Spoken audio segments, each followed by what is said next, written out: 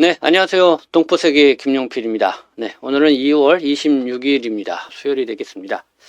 제가 지난 2월 22일 한 필리핀 여성, 이 국제결혼 이민 여성 관련 여러분들에게 방송을 해드린 거 기억나실 겁니다. 기화 신청을 했는데 협의 이혼을 해서 그러니까 그냥 기화가 그냥 불허가 된 거죠. 이 여성 같은 경우는 한국인 배우자 사이에서 이 자녀도 벌써 한 2명이 있었고 12년 넘게 또 결혼 생활 유지해오고 있었습니다. 그런데 결혼 생활 유지하고 있는 중에 뒤늦게 이 기아 시험에도 합격을 해서 이 기화 신청을 했는데 기화 신청을 하고 나서 이 남편과의 불화 때문에 결국은 협의 이혼이 되고 말았는데, 그러나 나중에 법무부가 협의 이혼한 상태로 있다, 이게 확인이 돼서 결국은 기화가 불허가 됐습니다. 그래서 이렇게 될 경우에 어떻게 되느냐. 그래서 그 당시에 주로 이렇게 혼인이 좀 파탄이 됐기 때문에 혼인 기화, 간이 기화는 쉽지 않고 일반 기화로 할 수 있지 않겠냐, 이렇게 말씀을 드린 바가 있는데, 근데 이 화면을 영상을 보시고 많은 분들이 또 관심 갖고 또 답글을 주셨습니다. 근데 거의 저희 방송을 예청해 보고 계시는 이 남석진 행정사님이 이런 답글을 남겨주셨습니다. 어떤 내용이냐면은 일반 기화는 영주권 전치주의에 따라서 영주권 비자를 가지고 있어야 하고, 결혼 이민자가 이혼을 하여도 미성년 자녀 양육권이 없지만은 면적 교섭권이 있으면은 F-6-2 비자로 간이기와 요건에 해당할 겁니다. 이런 댓글을 달아주셨습니다. 그러나 이 필리핀 여성 같은 경우는 이제는 협의 이혼을 하면서 아이의 양육권은 이제 한국인 남편에게 있다, 이렇게 나오고 위자료로 한 500만 원인가요? 이 정도 받는 걸로 이렇게 협의 이혼을 하게 됐다, 이런 내용인데, 구체적인 이혼 내용은 먼저 번 이 방송 내용을 좀 보시면 될 것 같습니다. 결국은 양육권을 갖고 있지 않은 상태에서 여기에 자녀를 낳고 있는 그런 상황. 그래서 한국에서 이 10여 년 넘게 또 결혼 생활 유지하면서 왔는데 이렇게 기하를 하고자 하는데 불허가 됐다. 다소 좀 너무한 게 아니냐, 이런 생각이 드는데, 결국은 그러니까 쉽게 말해서 일반 기화로 갈 수밖에 없는 게 아니냐, 이렇게 판단을 두고 이렇게 말씀을 드린 바가 있었는데, 이 남석진 행정사님은 결혼 이민자가 이혼을 하더라도 미성년 자녀 양육권이 없지만은 면접 교섭권이 있으면 F-6-2 비자로 간이기와 요건에 해당한다, 이렇게 안내를 해주고 있습니다. 그래서 이 면접 교섭권, 그래서 이 면접 교섭권이 무엇인가, 이렇게 좀 찾아보기도 했고요. 그리고 이 내용을 그 필리핀 여성 측에 좀 알아봤습니다. 그러니까 이렇게 얘기를 하고 있습니다. 그 협의 이혼 화해 조서에 양육권은 한국인 남편에게 있지만은 아이의 친모인 필리핀 여성은 매월 2회 교섭할 수 있다고 명시되어 있다, 이렇게 답변을 주고 있습니다. 그러니까 이 면접 교섭권을 갖고 있다는 것이죠. 근데 제가 이 면접 교섭권을 알아보니까요, 한번 내용 보도록 하겠습니다. 자식을 양육하지 않고 있는 비양육친과 그 자식이 서로 면접과 교섭을 통하여 접촉할 수 있는 권리, 이렇게 설명을 하고 있습니다. 그리고 법적으로 어느 누구도 침해할 수 없는 개개인에게 부여된 천부적인 인륜적 고유 권한으로 해석이 된다. 이런 취지 때문에 이혼 시 면접 교섭을 제한 또는 포기한다는 취지의 각서를 작성하는 경우도 있지만은 이는 민법 제 103조에 따라서 사회상규에 반하는 계약으로 무효이다. 그러니까 이 면접 교섭권은요, 그러니까 자녀가 있으면은 그 친부에게, 그러니까 천부 인권적으로 부여되는 이 고유 권한이라는 거죠. 그리고 이거를 법적으로 어떤 각서를 써서 자녀를 만날 수 없다, 한다, 이런 거는 민법에 따라서 사회상규사 반하는 계약이다.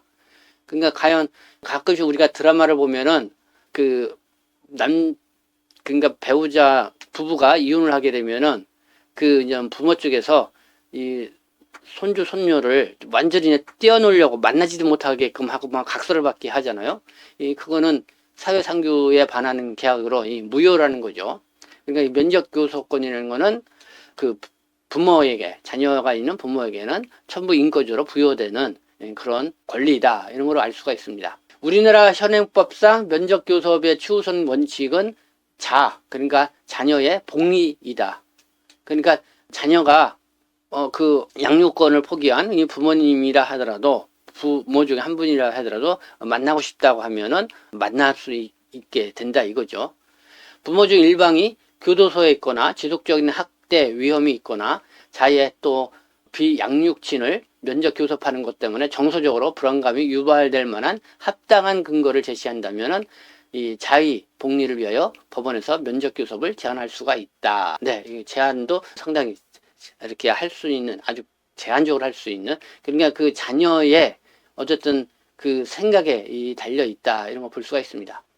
이 민법을 좀 보면은요, 제 824조 2, 뭐 혼인 387조 이혼과 자의 양육 책임 뭐 이런 내용도 있는데, 이 면접 교섭권이 제 837조 2에 나와 있습니다.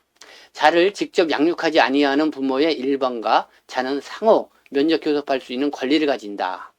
그리고 자를 직접 양육하지 아니하는 부모 일방의 직계 족속은 그 부모 일방이 사망하였거나 질병, 외국 거주, 그 밖에 불가피한 사정으로 자를 면접 교섭할 수 없는 경우 가정법원에 자와의 면접 교섭을 청구할 수가 있다. 이 경우 가정법원은 자의 의사, 면접 교섭을 청구한 사람과 자의 관계, 청구의 동기, 그 밖의 사정을 참작하여야 한다. 3번을 볼까요? 가정법원은 자의 복리를 위하여 필요한 때에는 당사자의 청구 또는 직권에 의하여 면접 교섭을 제한, 배제, 변경할 수가 있다. 이렇게 나와 있습니다. 그러니까 이제 국제결혼에서 오신 분들, 뭐 한국인 배우자 사이에서 이제 자녀를 낳고 그랬다. 그러면은 어쨌든 협의 이혼을 했다 하더라도 어쨌든 면접 교섭권을 가질 수가 있다. 그걸로 인해서 계속해서 F-6-2 이 체류 자격을 유지하면서 한국에서 살 수 있고, 또 이렇게 남석진 또 행정사님의 말에 의하면은 또 간이기와 신청도 가능하다 이렇게 얘기를 하고 있습니다. 이 남석진 행정사님은 법무부 출입국 공무원 출신으로 이 국적 업무를 또 오랫동안 담당했던 이 베테랑이기도 합니다. 현재도 계속 행정사로도 활동하고 있는데요. 이 결혼 이민자의 체류 자격, 네, F-6으로 시작되죠. 그래서 F-6-1, F-6-2, F-6-3 이렇게 세 가지로 이렇게 구분되어 있는데, 그것도 한번 참고로 여러분들의 말씀을 드리도록 하겠습니다. 네. 결혼 이민자 F-6-1은 양 당사자 국가의 혼인이 유효하게 성립되어 있고 우리 국민과 결혼 생활을 지속하기 위해 국내 체류를 하고자 하는 외국인, 그러니까 결혼 이민자를 얘기를 하는 거죠. 정부 국가적으로 이렇게 인정을 하는, 그게 F-6-2.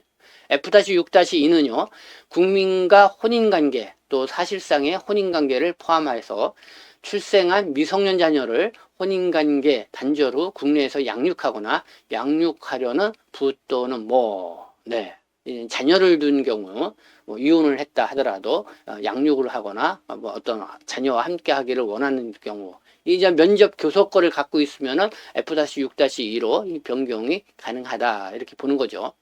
F-6-3 국민인 배우자와 혼인한 상태로 국내에 체류하던 중 그 배우자의 사망, 실종, 그 밖에 자신에게 책임이 없는 사유로 또 정상적인 혼인관계를 유지할 수 없는 사유로 있는 사람, 이런 경우는 F-6-3으로 있고, 이렇게 F-6-1, F-6-2, F-6-3으로 있는 결혼 이민자는 체류 자격 구분에 따른 취업 활동의 제한을 받지 않는다 이렇게 나와 있습니다.